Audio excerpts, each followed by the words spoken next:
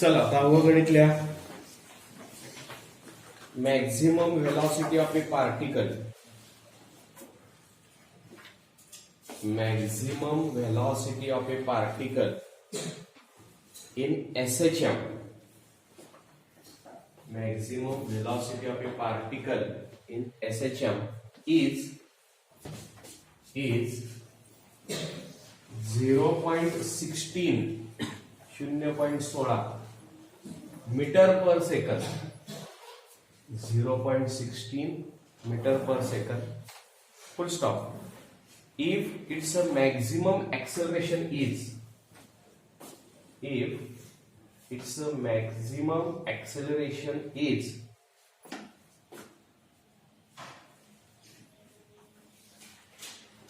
0.64 meter per second square, 0.64 meter per second square,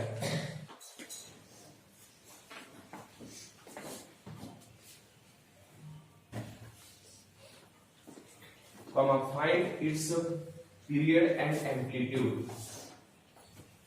Find its period and amplitude.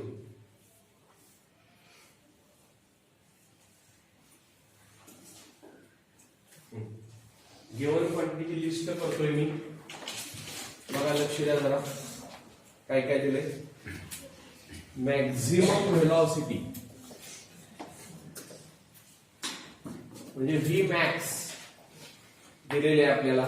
Simple harmonic motion करणाऱ्या पार्टिकलची ती आहे 0.16.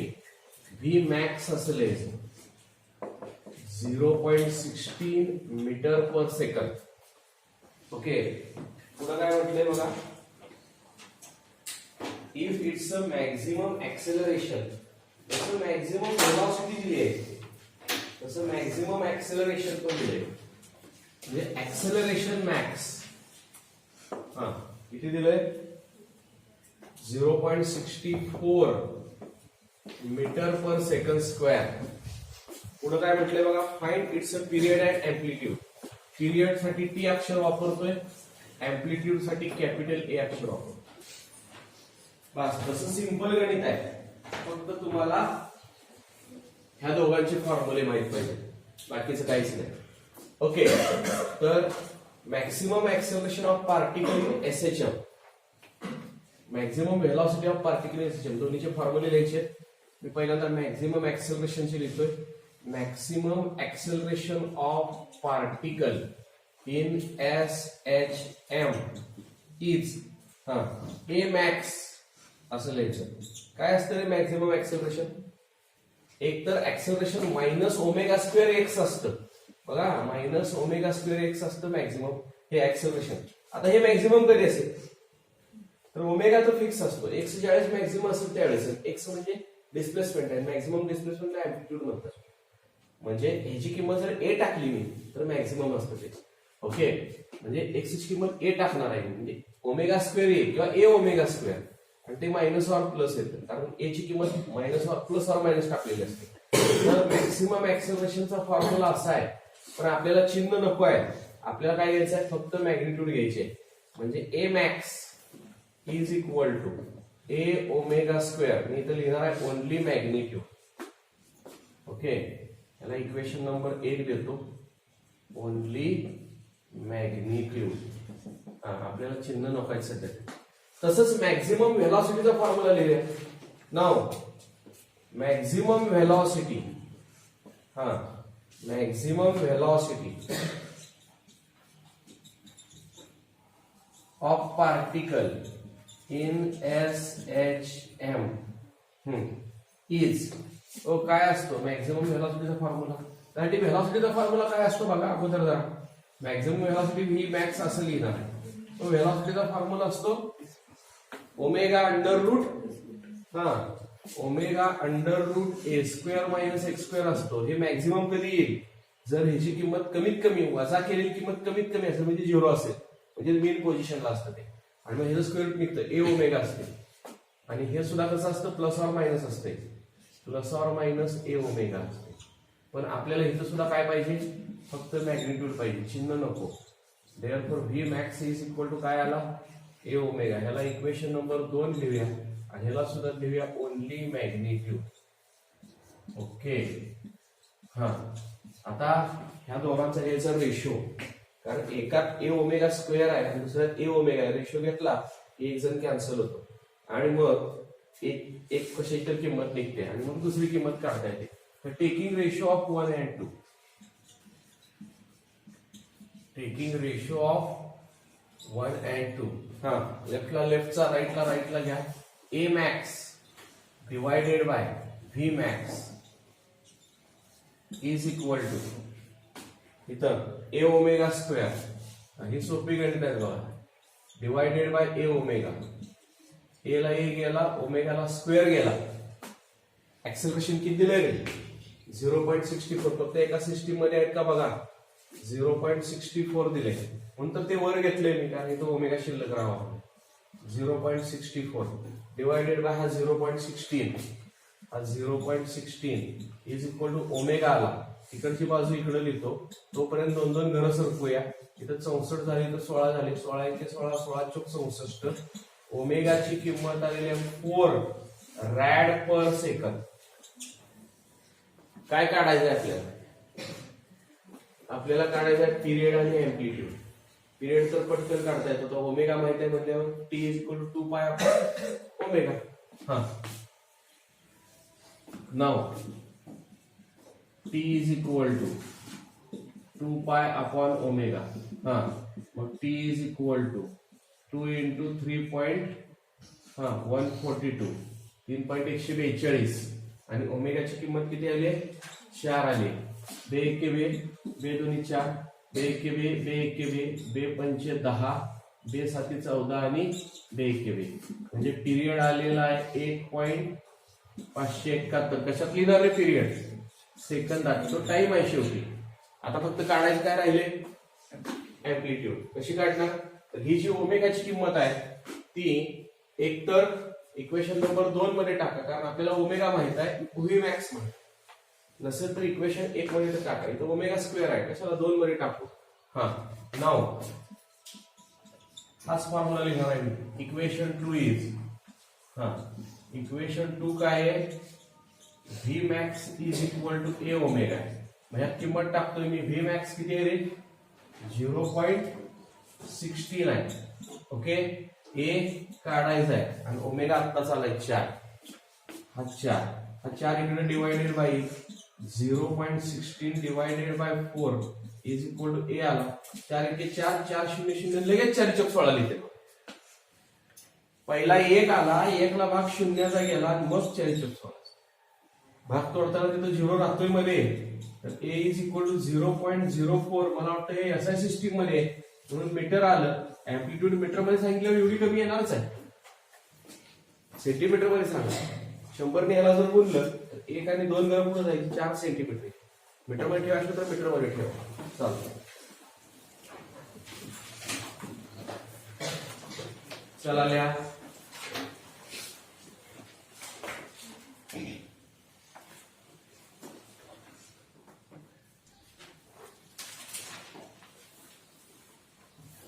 चला शेवटी answer व्यवस्थित लिहा. काय काय होतं बघा. Answer number 1 amplitude of SHM A is equal to 0.04 centimetre आणि number 2 period of SHM T is equal to 1.571 second. याप्रमाणे लिहा.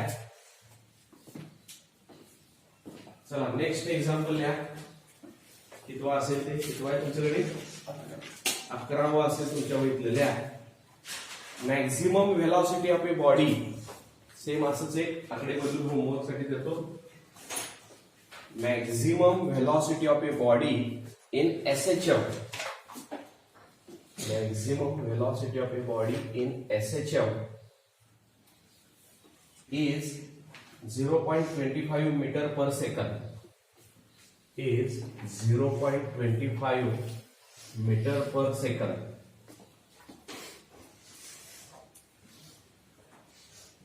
Full stop. If its maximum acceleration is, if its maximum acceleration is 0.725 0.725 metre per second square comma calculate its a period and amplitude. Calculate its a period and amplitude.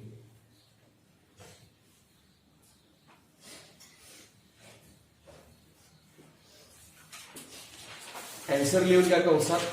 Capital T येतो 2.16. एका दुसऱ्या पॉईंटचा फरक येईल तुमचा, कारण इथं पायची किंमत 3.14 वापरली, आता आपण 142 वापरत असतो. 3.142 त्याप्रमाणे. Comma A small A sorry capital A, अँप्लिट्यूडला कॅपिटल ए वापरतात ना, त्याची किंमत आलेली आहे 2.862 2.826 अर्थातच मीटर मध्ये आलेली आहे.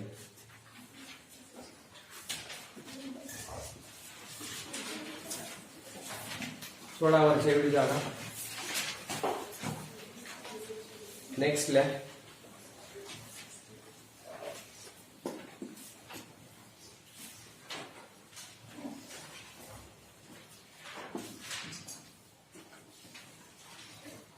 12 आहे तुमचं. ल्या 12 कडे velocity of particle performing SHM.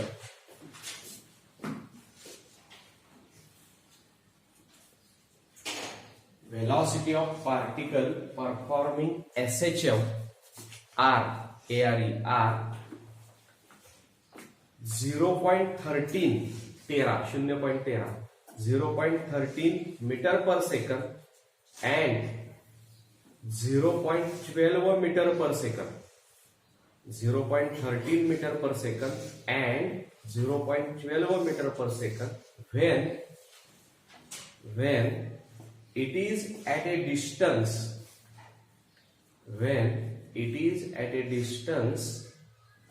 0.12 meter and 0.13 meter 0.12 meter and 0.13 meter 0.12 and 0.13 meter respectively from the mean position. Full stop. Calculate period and amplitude of SHM.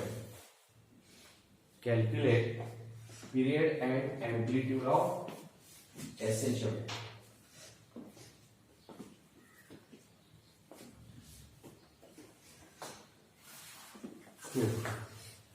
पहा, इंटरेस्टिंग गणित आहे. जरा काय सिच्युएशन दिले बघा, तर आकृती काढून बघूया आपण सिच्युएशन काय दिले.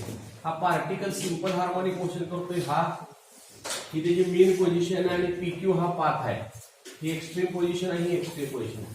तुम्हाला माहित आहे पार्टिकल मेन पोझिशनला फास्टेस्ट असतो, त्याची व्हेलॉसिटी जास्ती असते. इकडे जाईल तसं कमी कमी कमी कमी कमी कमी कमी होते. ओके, परत इकडे येईल तसं वाढत वाढत वाढत वाढत जाते. हे तर फिक्स आहे, व्हेलॉसिटी तर काही कॉन्स्टंट नसते. आता त्यांनी 2 ठिकाणची व्हेलॉसिटी दिली. कुठली दिली बघा.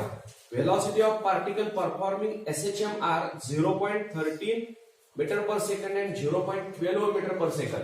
पहिली दिलेली आहे 0.13 मीटर पर सेकंड, दुसरी दिलेली आहे 0.12 मीटर पर सेकंड. जास्त कुठली आहे? पहिला आहे ना, म्हणजे हा कमी अंतरावर असेल, कारण पुढे पुढे जायचं तसं कमी होते, आणि ही नंतरची असेल. ते दिलंय ना पुढं. When it is at a distance of 0.12 and 0.13 metre respectively म्हणजे यावेळेस तो किती अंतरावर आहे? 0.12 अंतरावर आहे. यावेळेस किती? 0.13 अंतरावर. म्हणजे ज्यावेळेस तो 0.12 अंतरावर असतो, डिस्प्लेसमेंट आहे हे लक्षात घ्या, त्यावेळेसची त्याची व्हेलॉसिटी, हे डिस्प्लेसमेंट x1 आणि v1 म्हणूया आपण त्याला, त्यावेळेसची व्हेलॉसिटी 0.13 आहे. आणि ज्यावेळेस तो लांब असतो, अजून 0.13 अंतरावर असतो म्हणजे डिस्प्लेसमेंट, तर त्यावेळेसची व्हेलॉसिटी कमी झाली, 0.12 झाली. 0.12 अंतरावर असताना 0.13 व्हेलॉसिटी आणि 0.13 अंतरावर असताना 0.12 उलट सुलट झालं. ओके, आकडा उलटा सुलटा झाला, युनिट काय सेम नाहीये, पण लांब जाईल तसं कमीच होणार आहे, त्यामुळे झाले. तर आपल्याला काय सांगितलं त्यांनी, तर calculate period and amplitude of SHM. ठीक आहे, तर याची लिस्ट करता आली पाहिजे व्यवस्थित तुम्हाला. गिवन क्वांटिटी लिस्ट करतोय. पहिल्या व्हेलॉसिटीला V1 म्हणूया. पहिली व्हेलॉसिटी किती दिली आहे बघा बरं ते 0.13 मीटर पर सेकंद आहे. पण हे कधी आहे ते त्याच्याच पुढे लिहायचं आहे. व्हेन त्यावेळेचं डिस्प्लेसमेंटला x1 मानायचं, त्यावेळेचं डिस्प्लेसमेंट 0.12 मीटर आहे. हा आणि दोन नंबरची व्हेलॉसिटी 0.12 मीटर पर सेकंद आहे. पण हे कधी आहे ज्यावेळेचं डिस्प्लेसमेंट 0.13 मीटर असतं त्यावेळेस. ओके. आणि काय काढायचं आपल्याला हे काढायचं आहे काय calculate period and amplitude. Period म्हणजे टी आणि अँप्लिट्यूड म्हणजे कॅपिटल ए काढायचं. या दोन गोष्टी काढायच्या. ठीक आहे. काय नाही व्हेलॉसिटीचा फॉर्म्युला लिहायचा, तो दोन केसेससाठी घ्यायचा, त्यांचा रेशो घ्यायचा आहे. तर सोपं आहे. तर velocity of particle in SHM is given by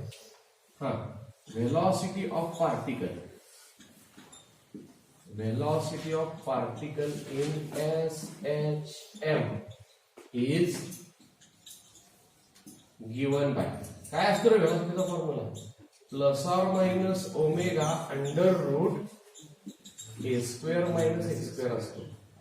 आपल्याला प्लस ऑर मायनस नको, ते चिन्ह कशासाठी असतं तर ह्या व्हेलॉसिटीची डायरेक्शन दाखवायसाठी असतं. ते मेन क्वेश्चन कडे चाललाय का कुठे चाललाय, पॉझिटिव्ह साईडला निगेटिव्ह साईडला वगैरे वगैरे.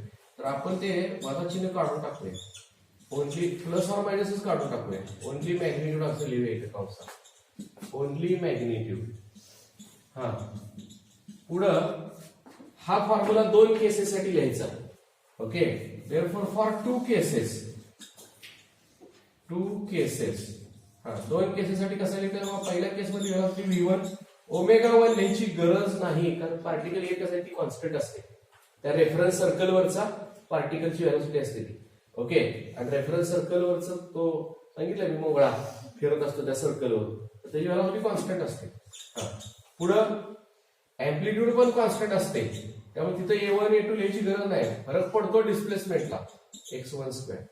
आणि हाच फॉर्म्युला दुसऱ्या केससाठी कसा येईल V2 is equal to omega under root a square minus x2 square. घ्यायचा रेशो याचा टेकिंग रेशो. ओके. अगोदर किमती टाकल्या मग रेशो घेतला तरी चालेल. ओके. तर काय करूया आधी किमती टाकूया का रेशो घेतल्यावर किमती टाकूया. परत आपल्याला काय करायचं आहे बघा, डायरेक्ट ह्याच्यावर काय येईल तर डिस्प्लेसमेंट येईल. हे किमती आहेत, हे जाणार आहे, परत हे ए पण जाणार आहे. आपल्याला काही ह्याच्यावर डिस्प्लेसमेंट दिलेला आहे ना, अँप्लिट्यूड येईल बघा डायरेक्ट. अँप्लिट्यूड डायरेक्ट येईल आणि एकदा अँप्लिट्यूड आली की ती किंमत परत ह्यातच कुठं टाकावी लागेल आपल्याला. म्हणजे मग ओमेगा येईल आणि ओमेगा आला की त्याच्यावर पिरियड काढता येईल. अशा पद्धतीने जायचं आहे. यात किमती टाकलेल्या बऱ्या पडते. तर हे असं करण्यापेक्षा मी किमतीच टाकतो बघा. हे बघा पहिल्या केस मधली व्हेलॉसिटी आहे 0.13. ओके. आणि पहिल्या केस मधलं डिस्प्लेसमेंट किती आहे 0.12. 0.12 आहे ना. याचा स्क्वेअर आहे. आपण हे सगळं सेंटीमीटर मध्ये केलं असतं फार बरं झालं असतं. का तर हे स्क्वेअर वगैरे येणार आहेत बघा, फार मोठं कॅल्क्युलेशन येते. कारण हे मीटर मध्ये असल्यामुळे 0.12 आले, आता त्याचा वर्ग करताना पॉईंट नंतर 2 घर आहेत, पॉईंट नंतर 4 घर येतात. त्यामुळे सगळं सेंटीमीटर मध्ये केलं तर फार बरं पडतं. असंच ठेवलं तरी काही बिघडत नाही, येतं ते. तिथं सगळं सेंटीमीटर मध्ये करायला लागेल. राहू दे आता ठेवलं तर असं. पुढं 0.13 ज्यावेळेस व्हेलॉसिटी 0.12 ज्यावेळेस व्हेलॉसिटी असते त्यावेळेस डिस्प्लेसमेंट मात्र 0.13 असतं. 0.13 असतं. स्क्वेअर आहे. ह्याला इक्वेशन नंबर 1 म्हणूया, ह्याला इक्वेशन नंबर 2 म्हणूया. घेऊया रेशो यांचा. Okay. Taking ratio of 1 and 2. Taking ratio of 1 and 2. 1 आणि 2 चा रेशो घेऊया. काही बघा हा रेशो घेतला तर 0.13/0.12. 0.13/0.12 is equal to square root मध्ये a स्क्वेअर मायनस 0.12 चा स्क्वेअर 0.12 चा square divided by a square minus 0.13 चा स्क्वेअर ओके, तर मला हे स्क्वेअर रूट घालवायचं आहे, म्हणजे दोन्ही बाजूचा वर्ग केला पाहिजे. आणि इथं दोन दोन घर सरकूया. ओके, म्हणजे 13/12 होईल. म्हणजेच काय होईल बघा, ते 13/12 होईल. आणि मग आपण ते स्क्वेअर करू. हा एकाच वर्गमूळात केलं तरी चालेल, वेगवेगळे ठेवले तरी चालतील. काय काय आहे ते ए स्क्वेअर मायनस तोपर्यंतचा वर्ग केला तरी चालेल. किती येईल वर्ग बरोबर? 12चा वर्ग 144 असतो. पण पॉईंट नंतर 2 घर आहेत, वर्गात 4 घरं येतात, म्हणजे 0.0144 येतो. डिवायडेड बाय इथं ए स्क्वेअरला ए स्क्वेअर, 13चा वर्ग 169 असतो, पण पॉईंट नंतर 2 असल्यावर तर 4 घरं येतात, 0.0 असा. आता स्क्वेअरिंग करूया. स्क्वेअरिंग जर केलं तर 13चा वर्ग 169 आला, 12चा वर्ग 144 आला. ओके, आणि इथली सगळी वर्गमूळ निघून गेली. तर A square minus 0.0144 divided by A square minus 0.0169. Okay, तर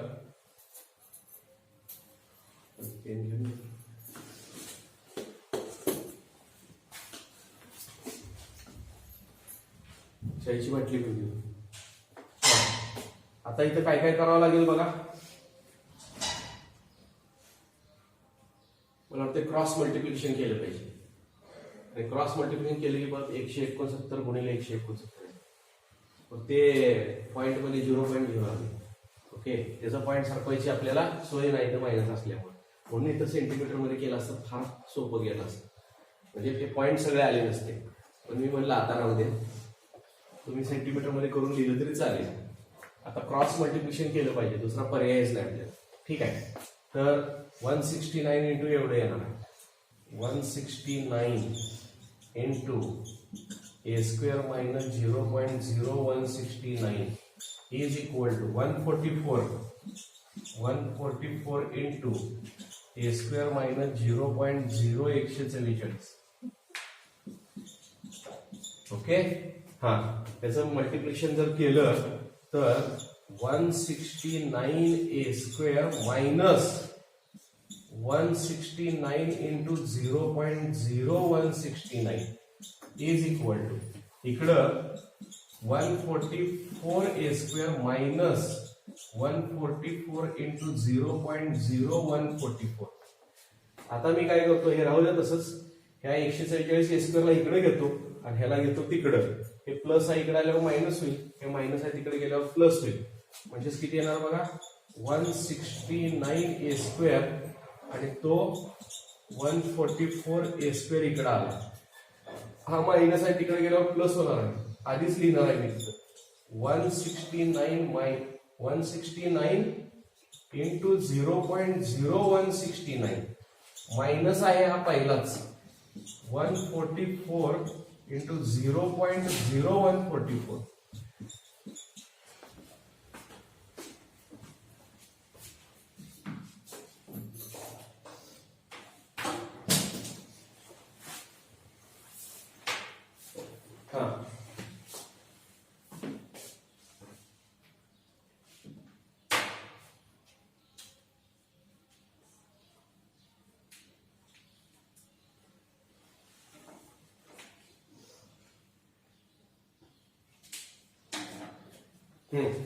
आता बघा 169 मधून 144 गेले, किती आले?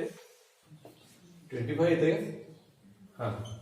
25 ए स्क्वेअर इज इक्वल टू, आता इथं तर हे 1 2 3 4 घरं पुढे सरकवतो, म्हणजे 169 गुणिले 169 येते. ओके, 4 घरं पुढे सरकवल्याबद्दल पॉवर 4 घरांनी कमी करायची, म्हणजे 169 इंटू 169 इंटू 10⁻⁻4 येते. त्याचं पण तसंच करणार आहे मी. 144 इंटू 144, 1 2 3 4 घरं पुढे सरकवलं तर 4 घरांनी पॉवर कमी करा, म्हणजे -4. आता काय झाला, 169 चा स्क्वेअर झाला, मी 10⁻⁻4 कॉमनच काढणार आणि 144 चा स्क्वेअर झाला आणि 2 वर्गफळांच्या वजाबाकीचा फॉर्म्युला आहे. कॅल्क्युलेशन कसं करायचं हे स्किल आहे इथं. ओके, काय काय येणार आहे बघा. हे 25 ए स्क्वेअर राहू द्या तसंच, 25 ए स्क्वेअर तसंच राहू द्या. तर 10⁻⁻⁴ कॉमन जर काढलं, 10⁻⁻⁴ कॉमन काढलं तर आत राहणार आहे 169 चा स्क्वेअर, -144 चा स्क्वेअर, -144 चा स्क्वेअर. ओके. पुढं 25a² is equal to 10⁻⁻⁴. a² - b² आहे बघा. तुम्ही तिथे 169 वर्ग करत बसला तर फार मोठे कॅल्क्युलेशन आहे. तेव्हा a² - b² असल्यावर a + b आणि a - b असं असते.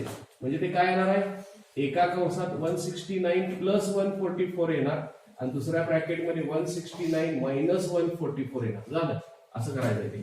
म्हणजेच 25a² is equal to 10⁻⁻⁴. Base किती आली बघा, 9 आणि 4 13 3 हातच्याला 1, 6 4 10 1 11 1 हातच्याला 1, 313 आणि त्याचं किती आलं 25. ओके. त्यांची वजाबाकी आत्ताच केली होती आपण इकडे. आता हा 25 तिकडे भागिलेला आहे म्हणजे a² ची किंमत येते. म्हणजेच a² इज इक्वल टू किती आला बघा 313, 25 10⁻⁻⁴ पाठीमागे लिहिले मी, डिवायडेड बाय 25 कॅन्सल झालं. म्हणजेच a is equal to square root मध्ये 313 आणि 10⁻⁻⁴.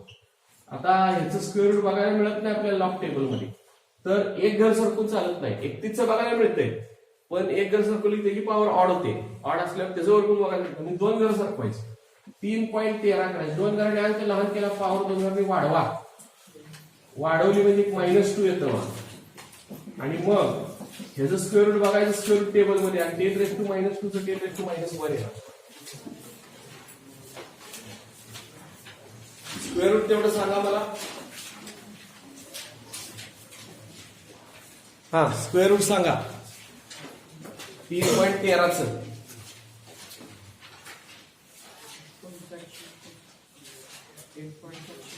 1.769. आता 10⁻⁻1 आहे म्हणजे एक घर इकडे सरकवायचं म्हणजे 0.1769 आणि हे मीटर मध्ये आलं. हे उत्तर मीटर मध्ये आलं. ते सेंटीमीटर मध्ये 17.69 आलं असतं. ओके. बर, आता ही किंमत आपल्याला अजून काय काढायचं बघा, पिरियड काढायचा आहे. ही किंमत एकतर इक्वेशन नंबर 1 मध्ये नाहीतर इक्वेशन नंबर 2 मध्ये टाकली पाहिजे, ए ची किंमत. आणि ती कॅल्क्युलेशन केलं पाहिजे म्हणजे ओमेगा येतो, आणि एकदा ओमेगा आला की टी काढते. त्या पद्धतीने जायचं. ओके. तर हे सेंटीमीटर मध्ये करून कॅल्क्युलेशन सोपं जाणार आहे. हे सेंटीमीटर मध्ये करून तुम्हाला लिहून देतो, कारण मी तुम्हाला सांगितले 10⁻² वगैरे कॉमन काढा, 10⁻² च्या स्वरूपात लिहा, हे सगळं कॅल्क्युलेशन वाचेल. ओके. करूया सेंटीमीटर मध्ये, लिहितच करूया सेंटीमीटर मध्ये. चला, हे लिहितानाच काय करायचं, 2 ओळी लिहायचे. A1 पट्टी लिस्ट करा. V1 इज इक्वल टू, पहिला असंच लिहा 0.13 metre per second, when x1 is equal to 0.12 metre. आता तेच देअरफॉर म्हणून मी करणार आहे. देअरफॉर V1 म्हणजे किती आला बघा, 100 ने गुणायचं आहे. 13 metre per second, when x1 is equal to 12 centimetre. Centimetre per second आलं बघा. पुढं V2 चं पण लिहायचं. कसं लिहिणार, V2 is equal to 0.12 metre per second आहे, when x2 is equal to 0.13 metre आहे. देअरफॉर म्हणून लगेच तिथं कन्व्हर्शन करतोय मी. 12 centimetre per second, when x2 is equal to 13 metre. असं 2 ओळीतल्या पहिला मीटर दिलेलं लगेच सेंटीमीटर मध्ये केलेलं, परत मीटर मधलं परत लगेच सेंटीमीटर मध्ये केलं.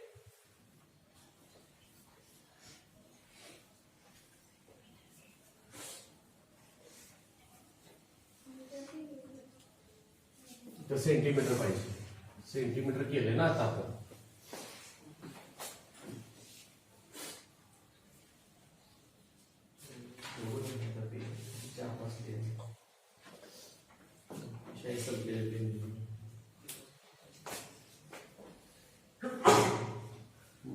विषय संपले. हा सगळ्यातले संपले. हा चला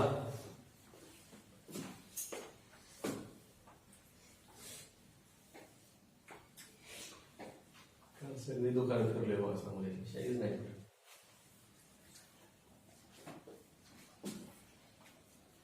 हा चला लिहिलं का इथपर्यंत? हा फॉर्म्युला लिहिला का? हा पण लिहिला का? आता किमतीच टाकताना मी सेंटीमीटर मधल्या टाकणार. बघा किती सोपं जाते. म्हणजे एक डिसिजन पेपरमध्ये गणित सोडवताना पण तुम्ही घेतलं असतं अगोदरच सेंटीमीटर करायचं मीटर करायचं, कॅल्क्युलेशन फार सोपं जातं. त्यामध्ये गणित सोडवताना मला म्हणून तो सेंटीमीटर मध्ये करूया का परत राहू द्या केला असतं आधी फार छान झालं. हा 0 पॉईंट जाते ना सगळं. चला इक्वेशन 1 आणि 2 पर्यंत आलाय का?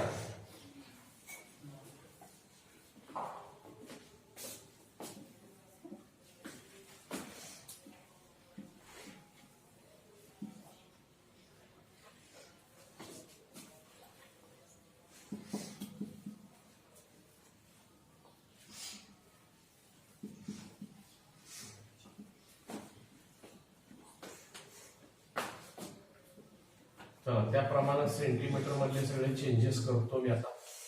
0 पॉईंट काढून टाकतोय सगळं.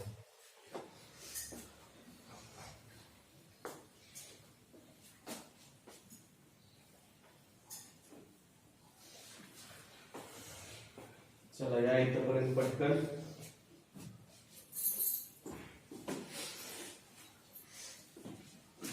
आला या पायरीपर्यंत. हा क्रॉस मल्टिप्लिकेशन करायचं आहे. चला 169 into A square minus 169 is equal to 144 into A square minus 144. पुढे हा ब्रॅकेट सोडवला तर 169 ए स्क्वेअर मायनस 169 चा स्क्वेअर. हा आता बघा स्क्वेअर पटकन लिहायला आपल्याला सोपं गेलं. पुढं इकडं 144 चा square minus 144 A square minus 144 चा स्क्वेअर पटकन आलं बघा. आता हे तिकडे नाही हे इकडं आलं म्हणजेच 169 A square minus 144 A square is equal हा तिकडे गेला तर प्लस झाला 169 चा स्क्वेअर मायनस 144 चा स्क्वेअर. पुढं या दोघांची सबट्रॅक्शन आली 25 ए स्क्वेअर आणि या दोघांचं दोन वर्गफळांच्या वजाबाकीचा फॉर्म्युला लिहायचा. एका कंसात 169 प्लस 144 आणि दुसऱ्या ब्रॅकेट मध्ये 169 मायनस 144 लिहायचं. पुढं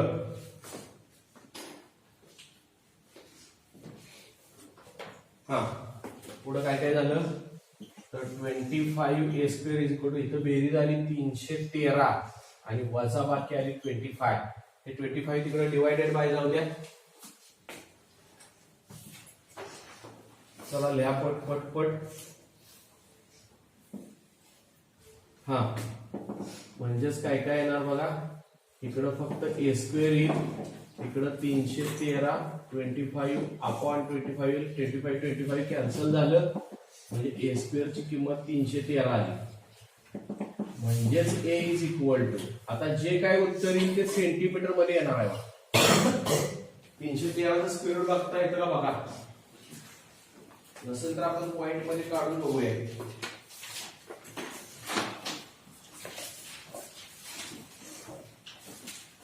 बघता येत नसेल तर काय आयडिया करायची सांगतो तुम्हाला. 313चं मला वाटत नाही बघता येत असेल. 0 to 10 आणि 10 to 100 एवढंच बघता येत आपल्या स्क्वेअर टेबल. तर त्याचं रूपांतर करायचं. हा कसं रूपांतर करतोय बघा मी. 3.13 करायचं. 2 घाण्याचं लहान केला पॉवर 2 घाणी वाढवा. आता हे बघता येते का नाही बघा. 0 to 10 या टेबल मध्ये. हा आणि 10⁻² चं 10⁻1 आलं. अशी आयडिया करायची असते. किती येते बघा बरं. 1.700 69 इंटू 10⁻²चं 10⁻1 आलं आणि 10⁻1 म्हणजेच 10 ने याला गुणलं तर 17.69 आणि हे उत्तर मात्र आता सेंटीमीटर मध्ये आलं. तेच उत्तर आलं फक्त सेंटीमीटर मध्ये असल्यामुळे सोपं गेलं. कॅल्क्युलेशन सोपं गेलं ना सेंटीमीटर मध्ये केलं. आता ही किंमत इक्वेशन 1 मध्ये किंवा 2 मध्ये कुठे एका ठिकाणी टाका. कुठे ठेवूया? कुठेही ठेवा. इक्वेशन नंबर 1 मध्ये ठेवूया. Putting this value in equation 1. Putting this value in 1. 13 is equal to omega under root A square आहे. हे आहे 17.69 त्याचा स्क्वेअर मायनस 12 चा स्क्वेअर.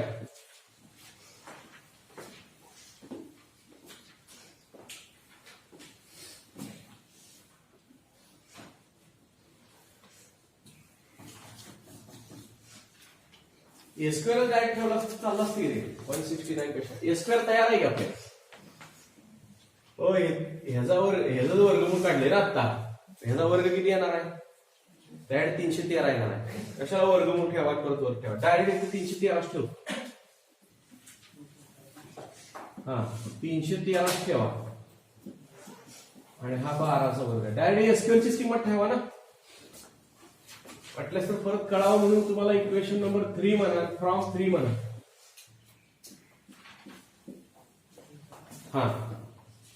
म्हणजेच किती आलं बघा? 13 is equal to omega under root 313 minus 144.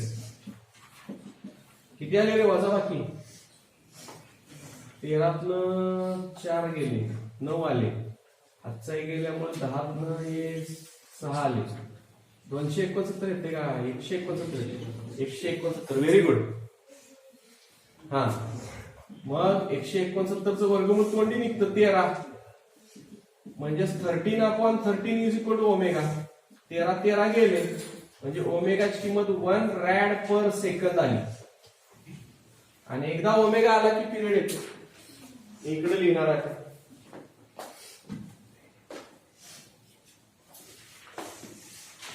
Okay, चला टी काढा. T 9. T is equal to 2π/ओमेगा. म्हणजेच टी इज इक्वल टू 2 गुणिले 3.142 भागिले ओमेगा आला 1. म्हणजे पिरियड डायरेक्ट 6.284 आणि सेकंद.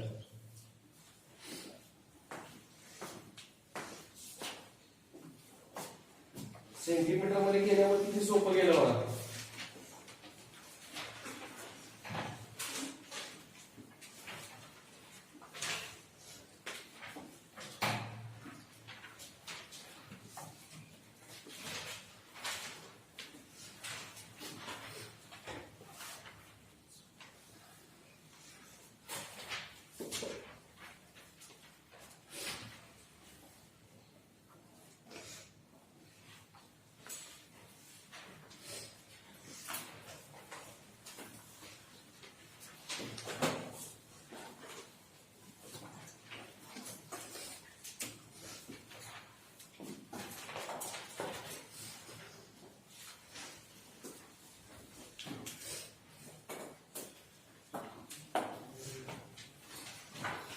चला, ज्यांचं झालंय त्यांनी आन्सर लिहा व्यवस्थित. Answer number 1, number 2. Answer number 1 period of SHM 6.284 second. Number 2 amplitude of SHM capital E is 17.69 centimetre.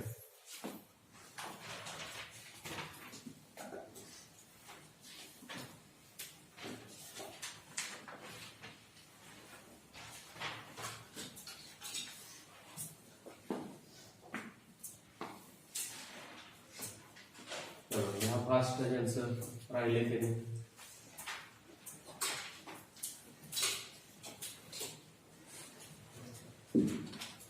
Next किती वेळ काय 13 या असलं सेम एक पुस्तकात सोडवून दिलंय आणि आकडे छोटे आहेत. मोठ्या आकड्याचे मी घेतले, छोट्या आकड्याचे तुम्हाला देतो. लिहा. The speeds of a particle performing linear SHM. The speeds of the particle performing linear SHM are 8 centimeter per second and 6 centimeter per second. 8 centimeter per second and 6 centimeter per second. बरं आहेत आकडे, कारण की वर्ग वगैरे करायला लागणार आहेत ना आपल्याला 6 आणि 8 चे. At respective displacements,